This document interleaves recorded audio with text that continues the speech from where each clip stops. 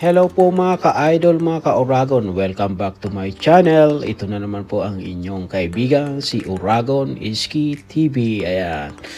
Sa aking content ngayon ay i-share ko po ang aming mga lugar, ang mga small towns, villages, and hamlet. Kumbaga sa atin ay isang barangay dito sa Saskatchewan, Canada, ay aming pong ipapakita sa inyo. Nang sa ganun po ay magkaroon po kayo ng idea o makita nyo kung kayo man po ay parating na po dito sa aming lugar, dito sa probinsya ng Saskatchewan, dito sa Canada. Gusto ko po itong gawing isang content dahil po alam ko po na sa bawat mga small towns or mga kahit maliit mang villages, meron pong mga Pilipinong naninirahan dito sa Saskatchewan. Ayan. So, galing po kami ng Regina at pauwi ng Esteban. Kaya ko po ito ay gustong i-share sa inyo, ay malay po natin ay yung palang inyong pupuntahan dito sa Canada. Kung kayo man po ay isang immigrant or isang foreign worker, baka po sakali makatulong ito sa inyo at para po makita nyo. Ito po, enjoy and continue watching lamang po mga ka-idol, mga ka-Uragon. Ito po.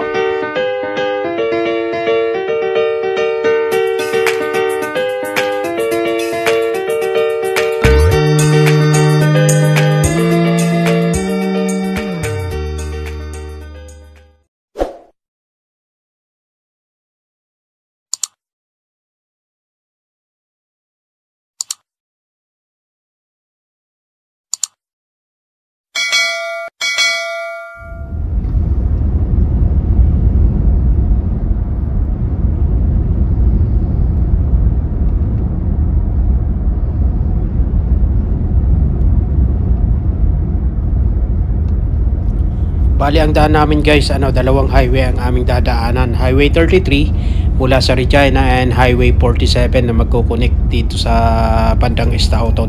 And guys, video ito ay makikita nyo yung aming mga madadaanang village at saka maliliit na town mula sa Regina papuntang pagbalik namin sa aming lugar, sa Esteban.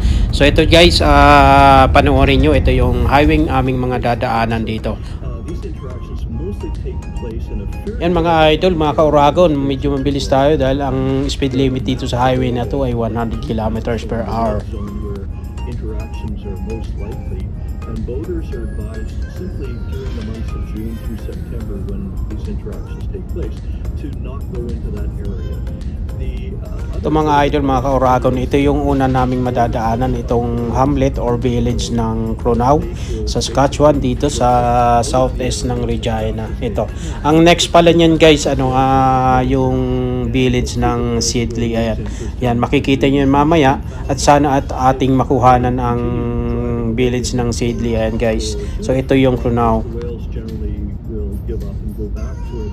Yan mga idol, ang hamlet pala ay ang ibig sabihin niyan ay ito yung tirahan ng mga tao na mas maliit sa town or sa mga villages na kung saan dyan sila mga nakatira, na kumbaga sa atin barangay or mas maliit pa sa barangay guys. Ayan.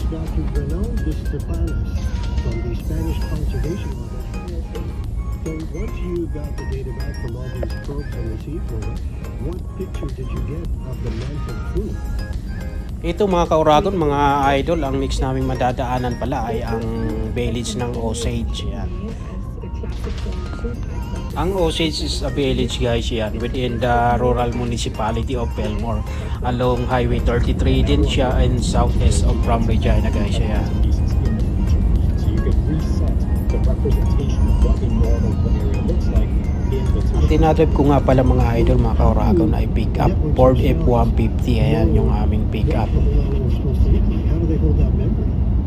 So they hold that memory using an electric circuit. That electric circuit is a little bit similar to how electric circuits in the brain hold memory, because that actually is where the brain and the amazing capabilities of the nervous system came from. They evolved from much more primitive cells were solved and long before brains and muscles came on the scene.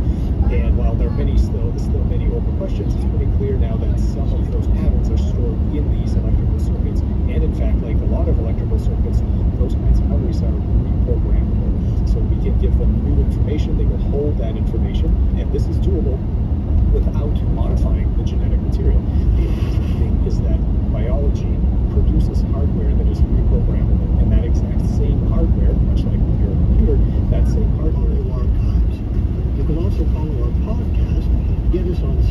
Ito naman mga idol, mga ka-Oragon, ang next naming madadaanan ay ang village ng Pelmore. Ayan.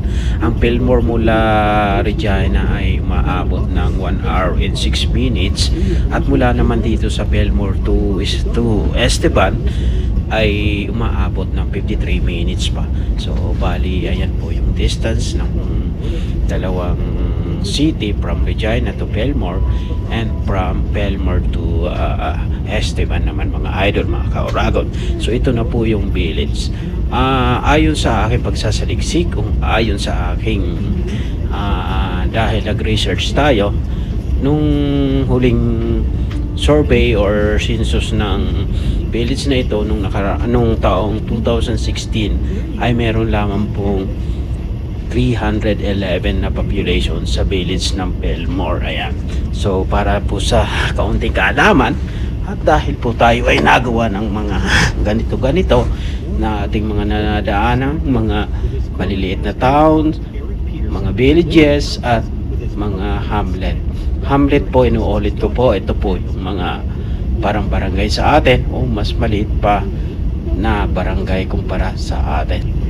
And guys, ito yung village ng Relman. Welcome to Relman, 1996. Ayan. Bawat village or maliit na town na nadadaanan namin guys, lagi silang may ganyan elevator. Ayan. Yung wood elevator. So talagang signature nila yan dito, bawat town or village man. Talagang once na mapadaan tayo, talagang meron tayo makikita ganyan. Yan yung mga bawat village and town. So ito yung Grelman. Then ang next na dadaanan namin yung Kellet. Yan, Stoughton guys, nakita nyo yan, 26 kilometers ayon sa side doon, 26 kilometers Stoughton. So ayan guys, so dito guys, itong highway na to, bihira lang yung mga nadaan dito, mostly mga traffic. At ayaw kong dumaan dito pag kami ay galing Regina na medyo alanganin na ng balik, ng uwi pupuntang Esteban. Halimbawa mga alas 10 na ng gabi or madilim na mga 11, bihira akong dumaan dito. So ang dinadaanan namin dun sa kaliwa sa Highway 39 dito kasi guys, paggabi talagang pag let's say nagkaroon tayo ng aberya sa daan, nakahinto tayo, walang gaanong makakadaan sa'yo dito na mga commuter.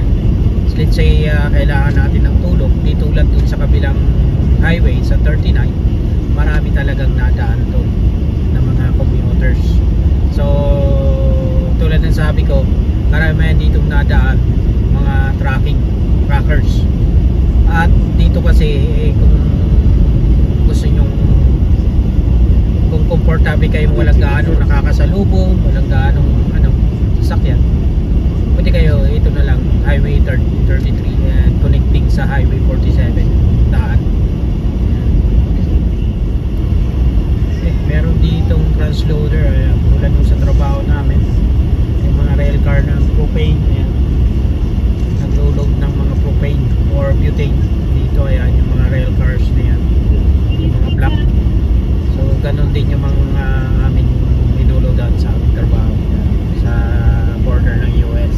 Yung mga transloader namumog lang yan, tapos may pipeline, so nanggagaling yung mga propane or butane. Ito yung Stoughton. Tingnan natin, tour tayo ng konti. Ganon din, pwede namang umikot dito, ay lumiko dito, tapos pasok, labas doon. So ito po yung Stoughton.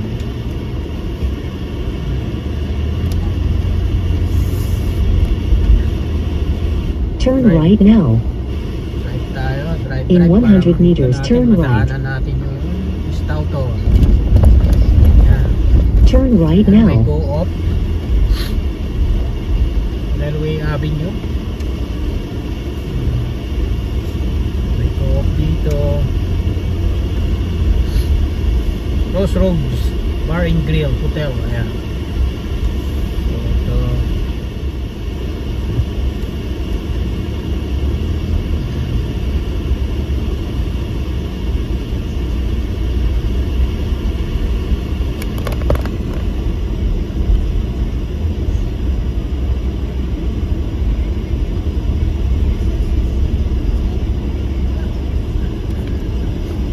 Stoughton.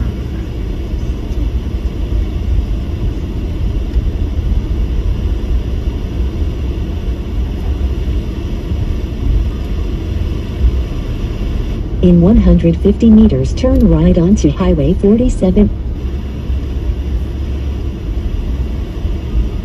Turn right now. Government road. Isa may police dito. Proceed on Highway 47. It's here. Go up.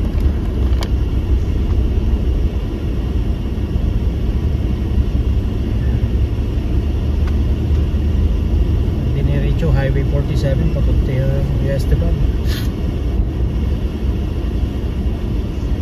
Ito naman, pag nag-right daw tayo, babalik tayo ng Regina. Pag nag-left tayo papunta, or pag nag-right pala Regina or Weyburn. Pag nag-left papuntang Carlisle naman. Ayan. May flashing yun na dito, flashing red light dahil intersection na ito. Okay, so ang gagawin natin, didiretso tayo. Stop. No vehicle. Proceed. Good. Kabilang tingin. Ayan. So bali 59 kilometers pa guys.